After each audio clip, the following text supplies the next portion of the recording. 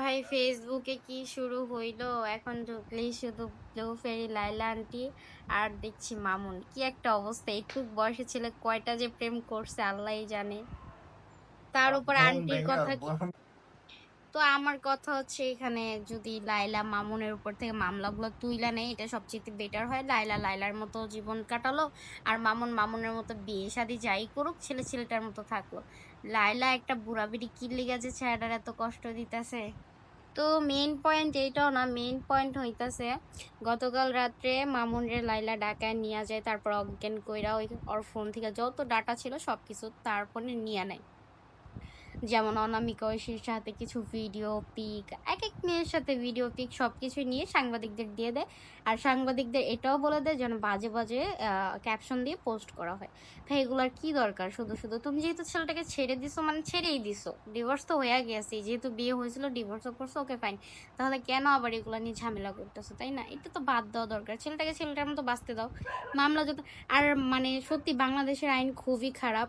একটা 50 বছর বুড়ে কিভাবে ভাই দর্শন করে, তাও একটা 20 বছরের ছেলে? এটা তো মানে পুলিশদের কি মাথার ভিতর কমন সেন্স নাই? মানে খালি পুলিশ হইতে পারলেই হইলো, আর এক একটা মামলা নিতে পারলেই হইলো। টাকা মানে টাকা যার আছে তার কাছে পুরো দুনিয়া আছে, ওই বুড়া বুড়ি টাকা দিয়ে সবকিছুই করতে পারে। তো আশা করতেছি এই লাইভটা দেখার পর পুলিশরা যদি এই লাইভটা দেখে, তাতেও জানে তাদের মাথায় একটু কিছু ঢুকে, তারা যাতে একটু কিছু বোঝে যে না, আসলে ছেলেটার এখনো কোনো দোষ নাই। ছেলেটা তো সবকিছু ভেঙে বলছি ভাই।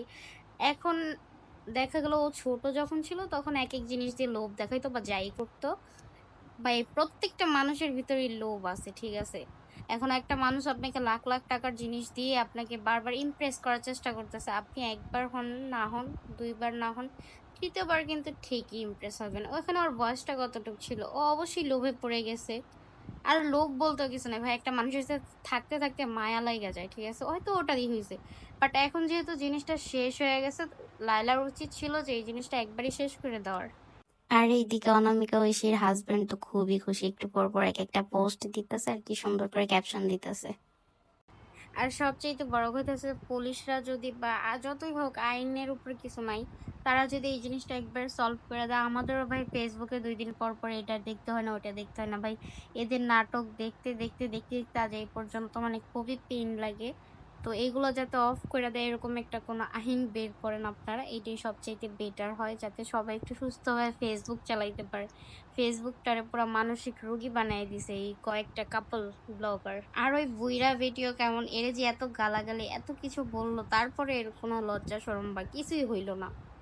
ভাই এরা দেখলেই বোঝা যায় যে এই মামুনরে ব্ল্যাকমেল কইরা তারপরে ছেলের সাথে থাকে বা যাই হোক চলাফেরা করে।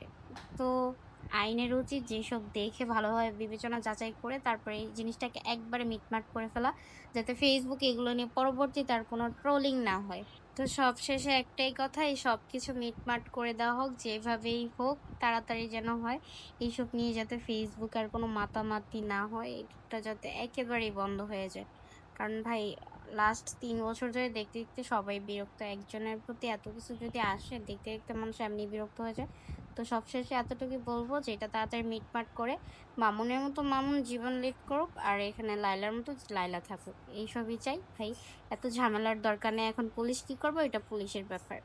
তো সবশেষে রান্নার ভিডিওটা কেমন হলো সবাই অবশ্যই কমেন্ট করে জানাবো, আর পেজটাতে লাইক কমেন্ট শেয়ার করে দিবা। ওকে, পেজটা ফলো করে দিও। আল্লাহ হাফিজ, সবাই ভালো থাকো।